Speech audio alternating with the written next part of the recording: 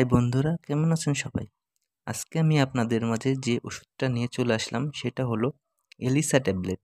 এই ট্যাবলেটটি যে নির্দেশনায় ব্যবহার করা হয় সেটা হলো গর্ভনিরোধক হিসেবে এবং মাঝারি ধরনের ব্রণের চিকিৎসায় কখন ও কিভাবে এই ওষুধটি সেবন করতে হবে। পিলের সর্বাধিক কার্যক্ষমতার জন্য এই ট্যাবলেট অবশ্যই প্যাকে নির্দেশিত ধারা অনুসরণ করে প্রতিদিন প্রায় একই সময়ে একটি করে ট্যাবলেট গ্রহণ করতে হবে। স্ট্রিপের পেছনে উপরের সারিতে নির্দেশিত শুরু লেখা থেকে প্রথম হালকা গোলাপি ট্যাবলেট গ্রহণ আরম্ভ করতে হবে।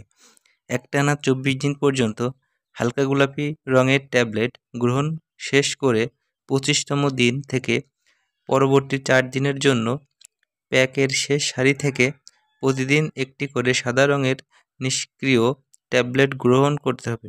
সাদা ট্যাবলেট খাওয়ার 2 থেকে 3 দিনের মধ্যেই সম্ভবত আপনার মাসিক শুরু হবে এবং মাসিক আরম্ভ হলেও সাদা ট্যাবলেট খাওয়া বন্ধ করবেন না। পরবর্তী নতুন প্যাকটি বর্তমান প্যাক এবং সর্বশেষ সাদা ট্যাবলেট গ্রহণ করার পরের দিন থেকে শুরু করতে হবে।